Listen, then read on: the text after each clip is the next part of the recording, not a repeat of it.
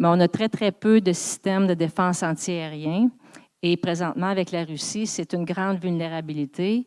Présentement, on est en mode acquisition d'urgence. Le Canada est menacé et le monde pourrait basculer vers des conflits à grande échelle. Pour une rare fois, la chef de la Défense a pris la parole à Montréal. On croyait important d'aller l'entendre dans le contexte mondial actuel. Puis je vous dirais que le portrait qu'elle a dressé n'est pas très optimiste. Le type de conflit qu'on envisage dans le futur, ce pourquoi on doit se préparer. On parle plutôt de conflits de grande envergure, État contre État, ce qui est fondamentalement différent, par exemple, de faire des opérations de contre-insurgence.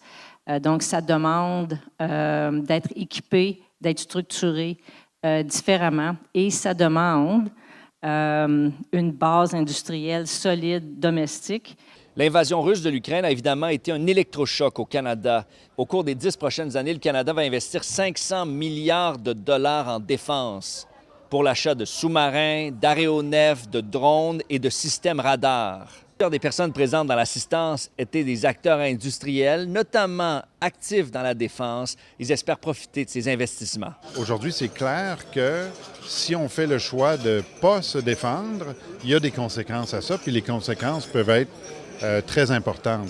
Donc, pour moi, c'est un équilibre de ce qu'on fait, où on investit, mais d'avoir un pays souverain, c'est vraiment important. Dans ce qu'on fait, si on regarde le modèle qu'on déploie aujourd'hui pour supporter l'aviation durable, est-ce qu'on pourrait avoir un modèle similaire pour la défense? Donc, il ne faut pas juste voir comme étant des produits de défense, il faut voir que c'est aussi la sécurité économique qui va être aussi renforcée par ces investissements-là.